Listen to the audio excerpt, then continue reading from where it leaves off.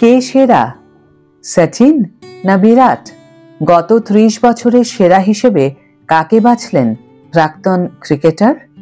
Hi everyone, welcome back to my channel Anjana entertainer. বন্ধুরা, তোমাদের সকলকে আমার এই ছোট্ট ইউটিউব চ্যানেলে স্বাগত জানাই। বন্ধুরা, শুরুতেই একটু বলে নিই, তোমরা আমার ভিডিওস দেখো, তার জন্য আমি তোমাদের কাছে কৃতজ্ঞ। কিন্তু আমার মনে হয় তোমরা ভিডিওটা দেখে তারপরে সাবস্ক্রাইব করতে ভুলে যাও, যে কারণে আমার সাবস্ক্রাইবার কিন্তু বাড়ছে না। কাইন্ডলি যদি সাবস্ক্রাইবটা করতে ভুলে না যাও তাহলে খুব ভালো হয়, কারণ সাবস্ক্রাইবার একদম বাড়ছে না। আর তোমাদের সহযোগিতা ছাড়া আমি কিছুই করতে পারবো না। তোমরাই আমার দর্শক, তোমরাই আমার ঈশ্বর। তো তোমাদের সহযোগিতা অবশ্যই কাম্য আমার এই ইউটিউব জার্নিতে আগে এগিয়ে যাওয়ার জন্য। ফেরা যাক মূল ভিডিওতে। বিরাট কোহলি বনাম সচিন তেন্ডুলকার।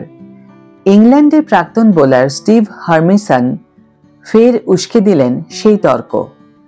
সচিনের আগে তিনি রাখলেন বিরাট কোহলিকে।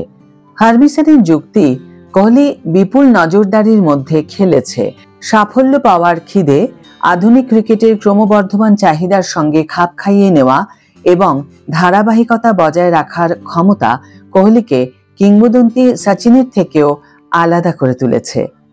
হার্মিসন বলছেন, আমি সচিন তেন্ডুলকারের আগে বিরাট কোহলিকে 1 নম্বরে রাখতে চাই, আর এর ফলে অনেকেরই ভ্রু কুঞ্চিত হতে পারে। ক্রিকেট খেলাটাই গত 10 বছরে ব্যাপক পরিবর্তনের মধ্যে দিয়ে গিয়েছে। বিরাট নিজেকেও অনেক পরিবর্তন করেছে। গত 20-30 বছরের কথাই যদি ধরা যায়, তাহলে আমি সবার আগে বিরাট কোহলিকেই রাখব। হার্মিসন ভারতের তারকা কোহলিকে 1 নম্বরে রাখলেও 2027-এর বিশ্বকাপে তাকে আদৌ পাওয়া যাবে কিনা তা নিয়ে তৈরি হয়েছে সন্দেহ। ক্রিকেট ব্যক্তিত্বরা নিজেদের মতামত জানাচ্ছেন। একদিনের দলে রোহিত শর্মা এবং বিরাট কোহলির ভবিষ্যৎ নিয়ে এখনো প্রশ্নচিহ্ন রয়েছে। অস্ট্রেলিয়া সফরে সুযোগ পেলেও 2027-এর বিশ্বকাপে 2 মহাতারকার খেলা নিয়ে সংশয় রয়েছে। এবার বিসিসিআই এবং নির্বাচক কমিটির সিদ্ধান্তকে সমর্থন রবিচন্দ্রন অশ্বিনের। 2 এককালীন সতীর্থকে চ্যালেঞ্জ ছুড়ে দিলেন। নিজের ইউটিউব চ্যানেলে অশ্বিন জানান, ঘরোয়া ক্রিকেট খেলে বিশ্বকাপের রাস্তা খোলা রাখা উচিত রোহিত ও বিরাটের। অধিনায়ক হিসাবে রোহিতের স্বীকৃতিকে কুর্নিশ জানান। টি-20 বিশ্বকাপ জেতার পর 2025 চ্যাম্পিয়ন্স ট্রফি জেতেন, কিন্তু জাতীয় নির্বাচকদের দীর্ঘমেয়াদী পরিকল্পনার সমর্থনে প্রাক্তন তারকা।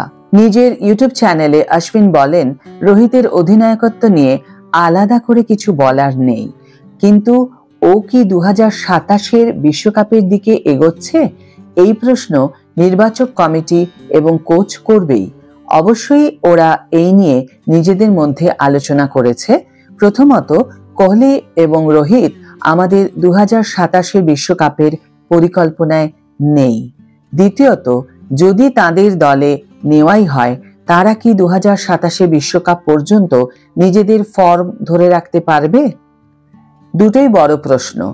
অশ্বিন মনে করেন, ভারতীয় এই দল বা বিজয় হাজারেতে খেললে তাদের ছন্দ ধরে রাখতে সাহায্য করবে, একই সঙ্গে তাদের দায়বদ্ধতারও পরিচয় দেবে। অশ্বিন বলেন, ওদের সার্ভিস পেতে হলে একটা উপায় বের করতে হবে, ওদের সেই সুযোগটা দিতে হবে।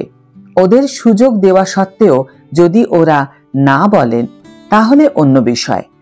নির্বাচক বা কোচ যদি ওদের কোনো সিরিজে খেলতে বলে, সেটা ওদের খেলা উচিত, নির্বাচনী প্রক্রিয়ার জন্য নয়, নিজেদের ছন্দে রাখতে।